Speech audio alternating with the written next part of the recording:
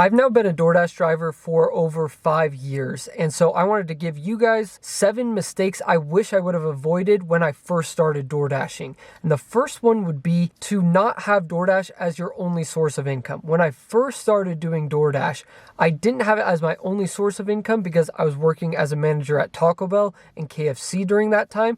But then after I quit my job as a manager, that was my only source of income for quite a while actually. And by having it as your only source of income, it's really gonna feel like you're on a treadmill because there are a lot of expenses that come with being a DoorDash driver. And so you're gonna be working a lot of hours, but then you have to pay for all these things. So you're not making as much as you really thought you were. And just the amount of hours you're driving around is really taxing on your body and on your car. And you can develop a lot of lower back problems, leg tension, and all sorts of stuff. And so I just recommend for brand new people getting into this job to use it as a side gig. Only go about 15, 20 hours a week. That's going to get you the most bang for your buck anyway in regards to hourly pay.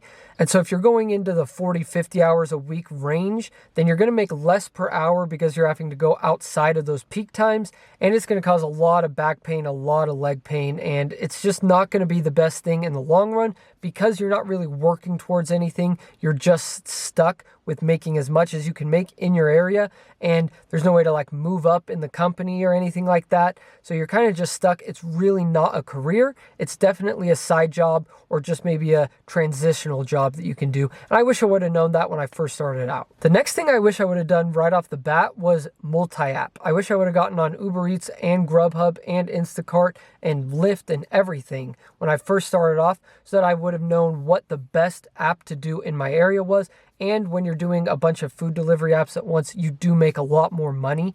And I was just doing DoorDash for the first little while there, and I was only making like $14 to $16 an hour. And if I hit $20 an hour, I thought that was really good. Now, obviously, times have changed since 5 years ago, and inflation has gotten pretty out of hand.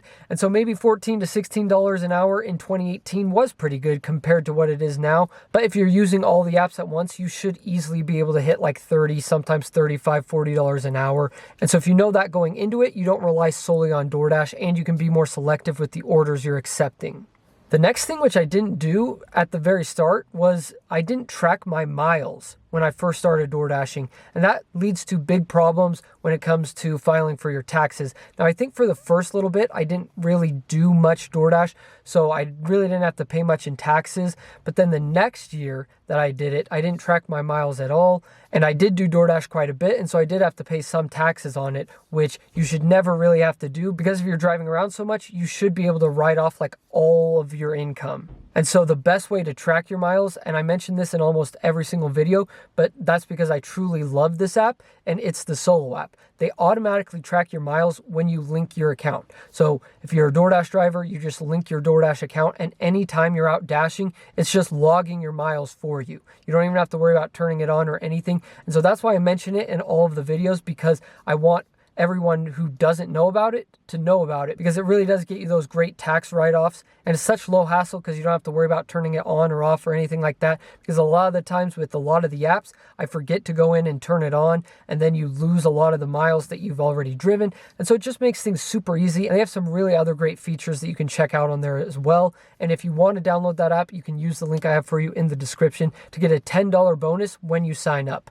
So make sure you go check that out. But yeah, I really wish I would have tracked my miles sooner because I would have saved a lot of money in taxes. Now, something I didn't do until probably about my 3rd year, maybe like halfway through my 2nd year of DoorDashing, was I started tracking which stores were the fastest at making the food and getting the order out. And I wish I would have done this right off the bat, like day one as a DoorDash driver. You should be keeping a log in like your phone or something of what restaurants to steer clear of because they're making you wait a while multiple times in a row. Now, if it's just a one-time thing, they maybe are low staffed that day or whatever. But if a restaurant is consistently making you wait longer than 5 minutes, I would say, then I would just write it in your phone and not worry about going to to them anymore. And then I would also do the same with the fast restaurants, because the fast restaurants are really where you're going to be wanting to accept the majority of your orders from. So if you notice, a restaurant always has the order ready like 5 times in a row, right when you walk in, and then maybe one time they make you wait a couple minutes, and then the next like 3 orders you take from them,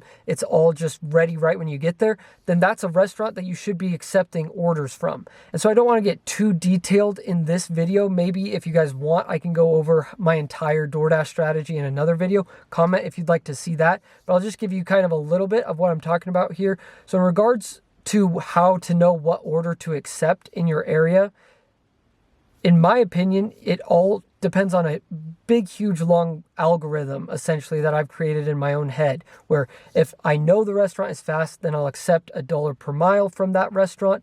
But if I know that a restaurant is slow, then it has to be $2 per mile. And so you're going to find out all these things in your own area and coming up with your own strategy of how to make the most money.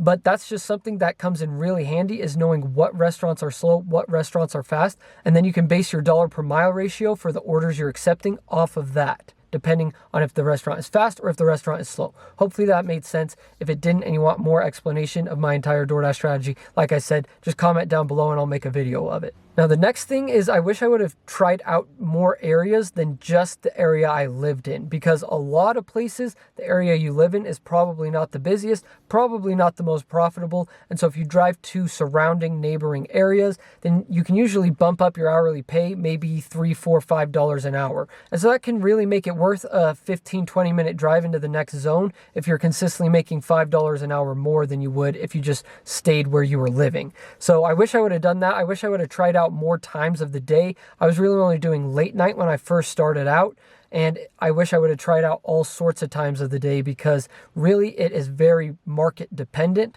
on what times of day are going to be the busiest. So just make sure you're trying that out right off the bat, and don't wait a couple months, couple years even, until you try out new areas and new times to go out. And the last thing, which kind of ties into the first thing that I mentioned, but the last thing that I wish I would have known as a brand new DoorDash driver, and a mistake I wish I would have avoided, was knowing actually how much you make as a DoorDash driver. So if you're pulling in $25 an hour gross pay, then you're probably only making about $19, maybe $18 an hour of profit, because you're having to pay for your gas. You're having to go in and get your tires rotated, get your tires changed every once in a while, get new brake pads, get oil changes, all that stuff that you just don't realize really adds up and cuts into your pay when you're paying for all these things. Or sometimes you get in little knick-knack accidents, little fender benders, or full-on accidents like I've been in before.